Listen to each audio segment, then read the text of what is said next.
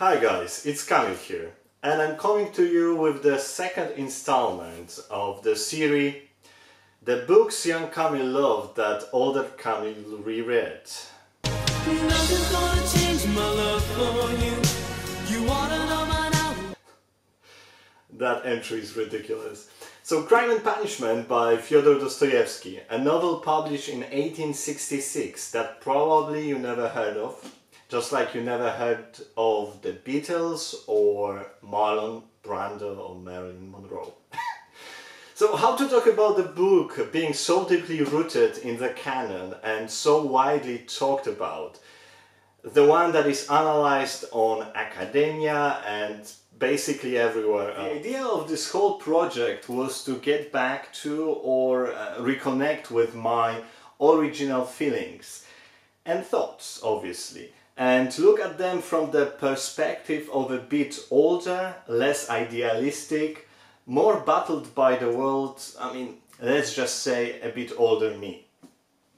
When I read it for the first time, being in Polish high school, I was blown away, and mostly with its moral dilemma it dwells upon. Dilemma posed or originating from utilitarian philosophy. And guys, I know it's simplified look at utilitarianism, but let's not get into details, and for second, it's not a philosophy text, but a novel. And Dostoevsky used the basic idea of utilitarianism quite well, I believe. So before we go any further, let me ask you one question. Simplifying the moral dilemma to the maximum. Would you push under the train one person knowing that you could save 20 others? The train is speeding down the tracks about to hit a group of 20 people. If you pull a lever, you can divert the train to a track that would kill only one person. Do you pull the lever? To save 20 people, yes. Mm-hmm. What if instead of pulling that lever, you had to push that one person in front of the train to save those 20 people? Yes. I mean, that would be psychotic not to. Would it? So let me leave you with that question while I get back to the book. Okay? Roscoe Nico. Roscoe Nico is a poor, starving law student that concludes being persuaded by Western ideas that the cause justifies the deeds. That every great man shed blood on his way to the greatness. In his article published in a local magazine, he claimed that Newton would be justified killing a person if that was the only way for him to make his discoveries. He also often recalls Napoleon as the man that killed many, but his life testimony is with us still today. And it really is, and it's not mentioned in the book, but I believe that the biggest impact of Napoleon was his, one might argue with me, but me being a law graduate would say that it was his Napoleonic Code from 1804, the one that was a major step of overcoming feudal laws, and the only one probably that had such a wide pan-European scope. Raskolnikov, as we all did being young, sees himself as a special individual that life is not very favorable to. So he battles with the idea of killing an old, wicked pawnbroker. She really is wicked, she beats her sister. And use this money that he would get robbing her after he murdered her to help himself, his family and people around him. Dostoevsky written Crime and Punishment after his forced labor imprisonment in Siberia. He was sent there as he belonged to a discussion club where young men met to discuss Western ideas like socialism. You know, back then it was enough to execute you. And he was supposed to be executed actually, but saved in a very last minute. He was sent away to serve years as a forced labor prisoner. And being in Siberia, he read mostly New Testament. Apart from Dickens that he got access to when he spent few days in the military hospital. But apart from that, there was nothing else to read.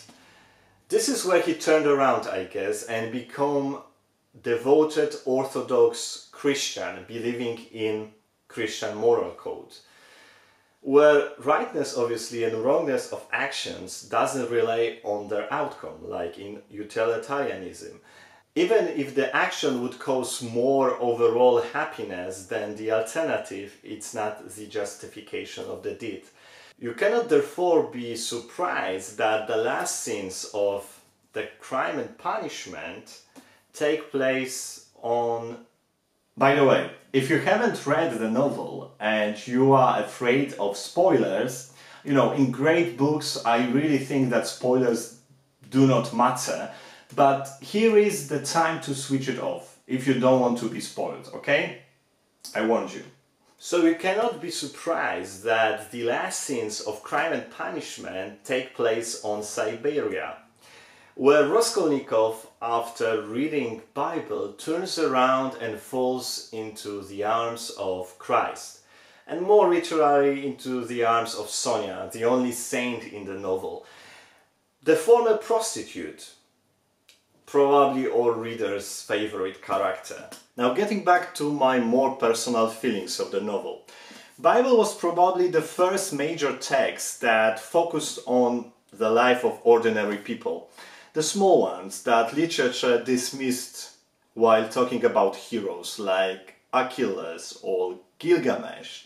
Then we had Knights of the Middle Ages, and it took time, and I believe only in the realist novel really those small people get back on the first pages of the books and are not there to be ridiculed, but take major part. Roscoe Nico is not an ordinary man, because he is from the noble, impoverished but noble family. But Sonia, the prostitute, is an ordinary girl, and I love that Dostoevsky goes above the morality of the actions that she was forced to, and his Christianity is very forgiving. Of course, only if you believe and repent, but you know, we are in 19th century and it's hard to expect more from the man, right? He is very compassionate towards her. His writing is dark, that's true. He takes you by the collar and pulls you into the mad of existence, but I love that, even if it might feel a bit exaggerated at times.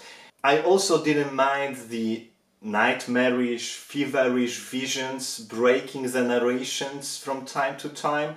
And, you know, I don't want it to sound vain, but when you constantly read in your non-native tongue, it's always a bit of work. And I feel like a bit of work is never wrong, so I didn't mind that. There will be a bit of criticism at the very end, though I do not feel like it's throwing the man off his pedestal. I believe that Dostoevsky was a bit of a xenophobe. I've read people defending him, saying that he was very critical also to his compatriots, Russians, but there is a difference between being critical and ridicule people. Polish people in Crime and Punishment, as well as Germans, are to make fun of. Those are comical or pathetic characters, similarly to Jews in his other novels. And you know what? I didn't notice that when I was reading it being, I don't know, 17, 18. And I wonder if that's because the Polish translation tuned down that in Polish version, or I was feeling so cosmopolitan that it didn't bother me. I'm obviously joking. And that has obviously nothing to do with his abilities as a writer. He was a human being after all, and he was the man of his times. So yeah, I might change my mind reading his father books, but yeah, that was what bugged me now. Okay guys, tell me if you read Crime and Punishment, tell me what you thought of it, tell me what you think about the master of the Petersburg himself and his other novels. And I talk to you soon. Bye bye. Hold on guys, sorry. What's your answer to my moral dilemma question? Would you throw that person under the train to save 20 others? Let me know down in the comments below. And I talk to you soon. Bye bye.